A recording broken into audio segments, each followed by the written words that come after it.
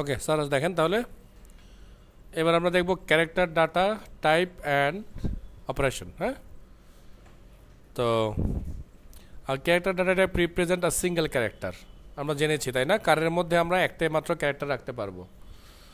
তো যেমন এখানে লিখছি, যেমন দেখেন কার লেটার একটা ভ্যারিয়েবলের নাম, তার মধ্যে আমরা এ কে স্টোর করে রেখেছি। হ্যাঁ, তারপর আবার লিখছে কার নাম্বার, কার 4 লিখে রেখেছি।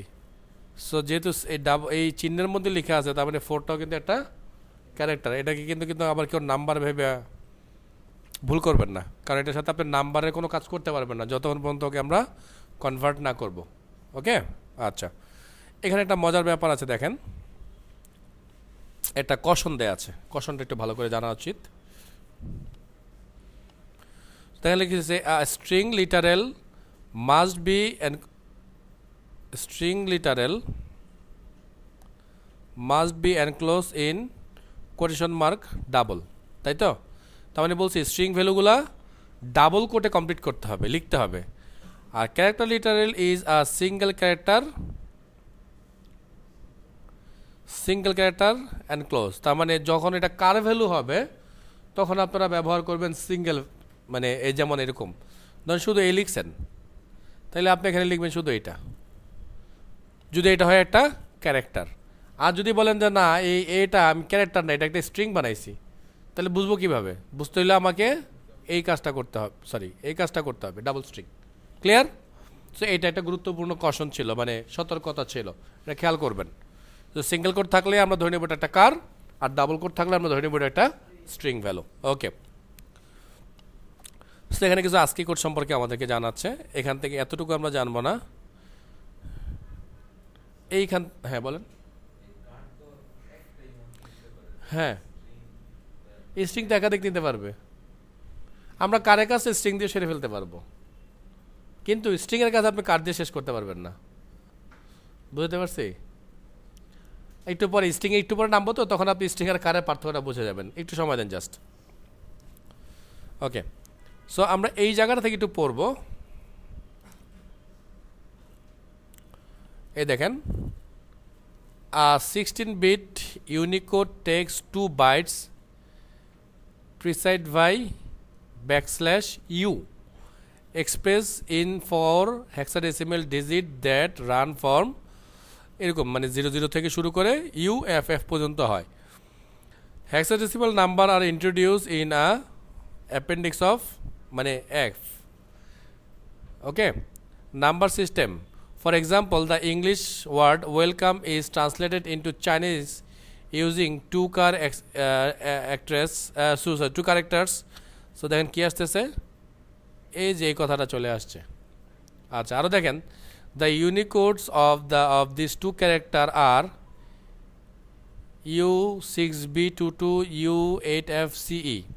The Unicode for the Greek letter alpha beta and এটা কি গামা বলে না নাকি, না সিগমা? হ্যাঁ, গামা। আচ্ছা, সো এদেরকে লেখার জন্য ঠিক এইভাবে এই জিনিসগুলো লিখতে হয়। ওকে, আচ্ছা, এটা তো বকবকের কারণটা কি একটু পরে বুঝাইতেছে। আসলে এখানে একটু দেখে নিই আমরা। মোস্ট কম্পিউটার ইউজ কি ASCII and 8-bit encoding scheme, মানে ASCII কোডগুলো হচ্ছে 8 বিটের, কিন্তু আমরা এতক্ষণ দেখলাম কি 16 বিটের, তাই না? আচ্ছা, তো 8-bit encoding scheme for representing all upper and lower case letter, digit, punctuation mark and control characters. তারপর বলছে Unicode includes ASCII code with U00 থেকে শুরু করে U007F, ঠিক আছে, করসপন্ডিং টু 128 বিট, মানে 128 বিটের মধ্যে এই নাম্বারগুলো হবে। সো এইখানে আসলে কি বুঝাইছে এগুলো দিয়ে, যেমন এই জিনিসটা খেয়াল করেন 0 to 9 এগুলো বোঝানোর জন্য 48 থেকে 52 এর মধ্যে বোঝানো হয়েছে। A to Z এগুলো বোঝানোর জন্য 65 থেকে 90 পর্যন্ত বোঝানো হয়েছে, মানে ক্যাপিটাল এ। আবার ক্যাপিটাল স্মল এ শুরু হয়েছে 97 থেকে 122 পর্যন্ত। ওকে, আচ্ছা, এইবার আসলে এত বকবক করার আসলে কারণটা কি ছিল? এই বকবক করার কারণটা ছিল এইটা, দেখেন আমি একটু এখানে আসতেছি, এখানে এসে আমি লিখতেছি, দেখেন অ্যাসাউট সিঙ্গেল কোট \u আমি লিখতেছি 65,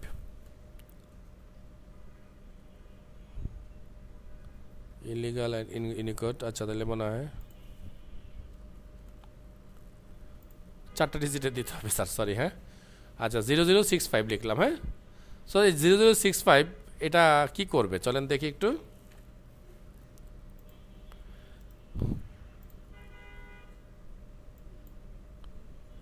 আসলো কেন? U6 আর কষা ছিল না? ও না, ওরা বলতেছে আসবে 41 থেকে, কিন্তু এটা হইলো কেন? আজকে করে এরকম চেঞ্জ আসছে তো কথা না।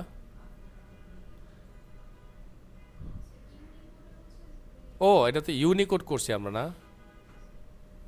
না দাঁড়ান, না না, program as well as unicode, this is example is, ও স্যার এটা ইউনিকোড চলতেছে। হ্যাঁ ইউনিকোডের জন্য এই 41 আছে, ইউনিকোড হচ্ছে 41 আছে এই যে 41 হচ্ছে আর কি।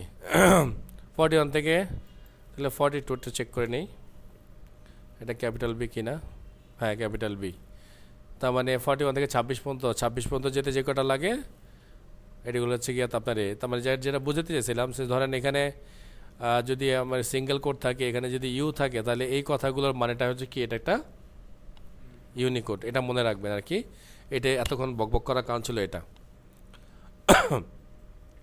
এখানে আমরা একটা জিনিস সম্পর্কে জানবো, সেটা হচ্ছে escape sequence for special character.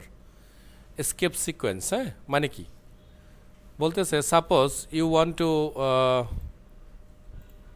want to print a message with quotation mark in the output, can you write a statement like this? বলছে তুমি কি এভাবে লিখতে পারবো এভাবে লিখতে? কোনো ঝামেলা? আচ্ছা ঝামেলা যদিও বুঝার কথা কিছুটা, কোনো ঝামেলা চোখে পড়তেছে?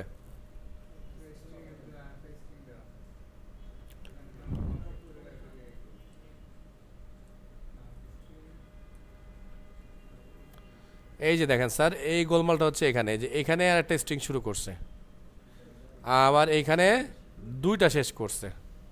তো বলতেছে এইভাবে আমরা চাইলে কোনো স্ট্রিংকে কমপ্লিট করতে পারবো না। তাহলে কি করতে হবে আমাদেরকে? যেটা করতে হবে স্কেপ সিকোয়েন্স ইউজ করতে হবে। স্কেপ সিকোয়েন্স যদি আমরা ইউজ করি তাহলে এটাকে আমরা একটু অন্য স্টাইলে লিখতে পারবো, তখন ও আসবে। কিভাবে সেটা?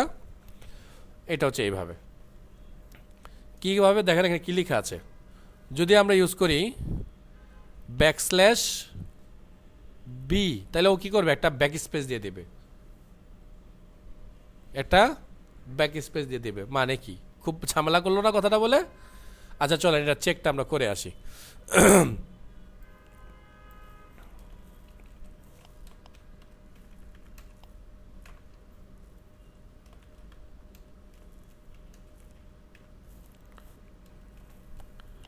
খেয়াল করেন এখানে কতটুকু জায়গা আছে? অনেকটুকু না? এবার এই লাইনটাকে আমি এখানে লিখবো ব্যাকস্ল্যাশ বি।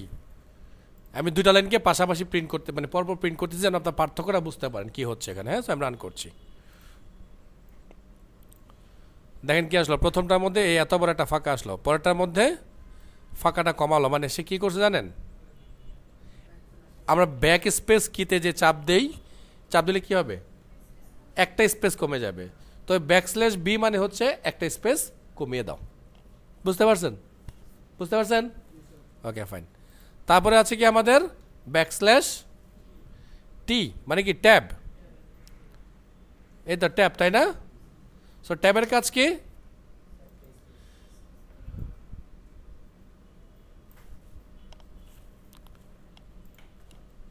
ওকে সরান। একটা ট্যাব, একবার ট্যাব বাটনে ক্লিক করলে যতটুকু জায়গা হবে অতটুকু জায়গা সে দখল করছে, দিয়ে দিছে। Okay fine. তারপর হচ্ছে কি ব্যাকস্ল্যাশ এন, নাকি এনের কাজ দেখছিলাম একটু আগে, তারপর একবার দেখাই দিচ্ছি। এইখানে আমি একটা এন দিয়ে দিচ্ছি, hello how are you. Okay so run. কেউ দেখেন হ্যালোর পরে যখন যেখানে ব্যাকস্ল্যাশ এন পেয়েছে সেখানে সে নতুন লাইন তৈরি করছে, তার মানে হাউ আর ইউটাকে সে নিচে নামিয়ে দিয়েছে। ওকে তারপর আছে গিয়ে ব্যাকস্ল্যাশ এফ। আচ্ছা এই জিনিসগুলো, এটা দরকার নাই, এটা আমাদের ইউজ করব না, এটাও করব না, আমরা এইটাকে একটু দেখবো, এইটা আর এই দুইটা। মানে এখন আমরা দেখতেছি এইটা, তাহলে ডাবল ব্যাকস্ল্যাশ। তো ডাবল ব্যাকস্ল্যাশের কাজ কি আসলে? ধরেন আপনি চাচ্ছেন আপনার এখানে ব্যাকস্ল্যাশ প্রিন্ট করতে, মানে আমি চাচ্ছি hello slash how are you, তাইলে আপনাকে দুইটা ব্যাকস্ল্যাশ দিতে হবে। একটা হচ্ছে গিয়ে বলতেছে যে আমার পরে যে আছে সে একটু ডিফারেন্ট, তাকে তুমি অন্যভাবে চিন্তা করবা, তখন সে এটাকে অন্যভাবে চিন্তা করে। বাট নর্মালি যদি আপনি একটা স্ল্যাশ দেন, ইরোর। দেখছেন? ক্লিয়ার তো নাকি? ওকে, সো রান। দেখেন এই একটা স্ল্যাশ আসলো। এবার যদি আপনি দিতে চান যে আমি এখানে ডাবল কোট দিব, সরি, আর হাউ আর ইউটা শেষ করলাম, এখানেও ডাবল কোট দিব, এটাকে আমি প্রিন্ট করতে চাই, এটাকে দেখাতে চাই আর কি, হ্যাঁ, তাহলে আপনাকে এই ব্যাকস্ল্যাশ দিয়ে এটাকে দিতে হবে। আরে ডিবাগে গেলাম কেন? সো দেখছেন আসছে hello how are you, clear? তো এটার জন্য আমি কী ব্যবহার করছি খেয়াল করছেন তো নাকি? তার মানে এইখানে আমি একটা ব্যাকস্ল্যাশ দিয়ে ডাবল কোট দিয়েছি, এখানে একটা ব্যাকস্ল্যাশ দিয়ে ডাবল স্ল্যাশ দিয়েছি, এটা প্রিন্ট হবে। ক্লিয়ার? সো মোটামুটি এতটুকু হলেই হবে। Casting between character and numeric types. So আমরা যদি বলি এই যে নাম্বারটা আছে, যেমন এই নাম্বারটা আমরা একটু লিখতেছি, দেখেন, হ্যাঁ,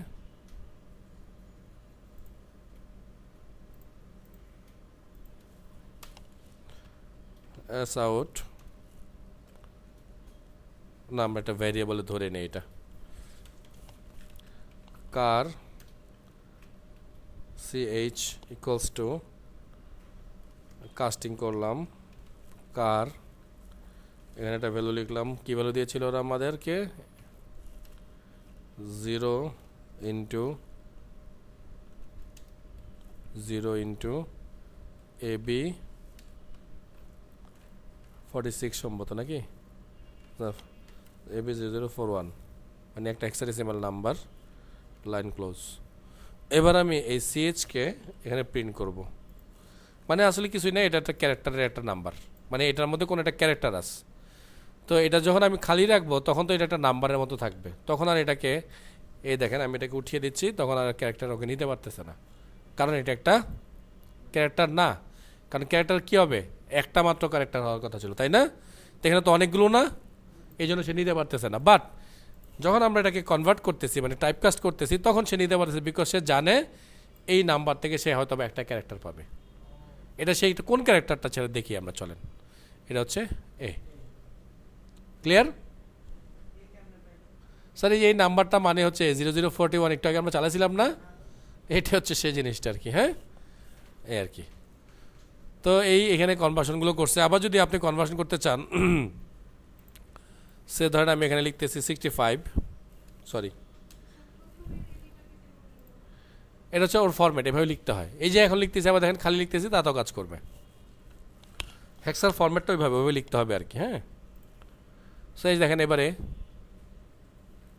এবার ইউনিকোড ধরছে না, এবার আস্কি কোড ধরছে, সরি, তাই না? তা আমরা যদি লিখি 97, তাহলে কার লিখে 97, খেয়াল করবেন কিন্তু জিনিসগুলো স্মল এ, ঠিক আছে? তার মানে এই 97 বলতে সে বুঝতেছে যে এটা একটা ক্যারেক্টার কোড, যেহেতু আমি উপরে শুরুতে আবার একটা ক্যারেক্টার সিল লাগাই দিস। ক্লিয়ার? ওকে। তারপরে আর কি আছে এখানে? বলছে বাইট, এটা মধ্যে একটা বাইট আছে কি, দরকার নেই, এত বাইট টাইট নিয়ে আমরা তো কাজ করবো না। তো এই যেমন এইখানে একটা ব্যাপার আছে, আমরা যদি বলি আচ্ছা এটা আমি দেখাই, আমি আরেকটা এটা নিলাম, নিয়ে আমি বলতেছি এ is greater than B.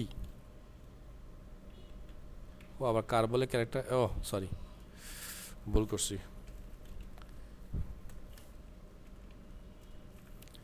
A is greater than B, আর আগের এই পর্যন্ত যত হিস্ট্রি আছে এগুলোকে আমি আবার স্টপ করে দিলাম। সো আমরা জানি এই চিহ্নটা কি, বুলিয়ান অপারেটর, তাই না? ওর কাজ কি? ট্রু আর ফলস বলা, তাই তো নাকি? দেখি আসলে সে কি বলে, চলেন। ফলস। কেন ফলস বলছে? খুব সিম্পল, খেয়াল করেন, এই যেখানে লিখে দিছে ওরা, এই জায়গাটা একটু দেখেন। বিকজ আমরা জানি এই মানে হচ্ছে কি 97, আর এ বি মানে হচ্ছে 98, আর আমরা চিহ্নটা দিচ্ছি সম্ভবত এরকম, তাই না? তাহলে কি ফলস হওয়ার কথা না, তাই তো নাকি? তো ঠিক এই কাজটাই করছে এখানে স্যার। দেখেন এবার আমি এটা চেঞ্জ করি, এটাকে আবার একটু এদিক করি। সো এবার ট্রু হওয়ার কথা, সো দেখি ট্রু হয় কি না। So true. সো বোঝা গেল এ আর বিতে কাকে কম্পেয়ার করতেছে, আসলে কম্পেয়ার করতেছে তার আস্কি ভ্যালুকে। ওকে, এটাই বোঝানোর জন্য এখানে আসছিলাম। আর কিছু আছে কি না? আচ্ছা, এখানে কিছু মেথড আছে, যেমন দেখেন বলতেছে ইজ ডিজিট। ইজ ডিজিটের কাজ হচ্ছে কি, এটাকে একটা ডিজিটে কনভার্ট করে দেওয়া, এই সিএসটাকে, মানে সিএস এর মধ্যে যদি কোনো কিছু কোনো ক্যারেক্টার থাকে তাহলে যেমন এই যে যেমন বলছে ইজ ডিজিট এ, তাহলে বলছে কি character dot is digit A, print করছে কি যে এ কি আসলে একটা ডিজিট, এ ডিজিট না, তাহলে বলছে কি ফলস। আবার এখানে বলছে ইজ লেটার, এ কি একটা লেটার, তাহলে কি ট্রু। এই মেথডগুলো এখানে ব্যবহার করছে। বলতেছে এটা কি লোয়ার কেস, মানে কি ছোট হাতের, ছোট হাতের, তাহলে ট্রু। এটা কি বড় হাতের, না ফলস। তা বলছে টু লোয়ার কেস, মানে এই টিটাকে বলছে ছোট হাতে কনভার্ট করো, তাহলে কি এটা। এই কিউকে বলছে বড় হাতে কনভার্ট করো, তাহলে কিউ এই আপার কেস।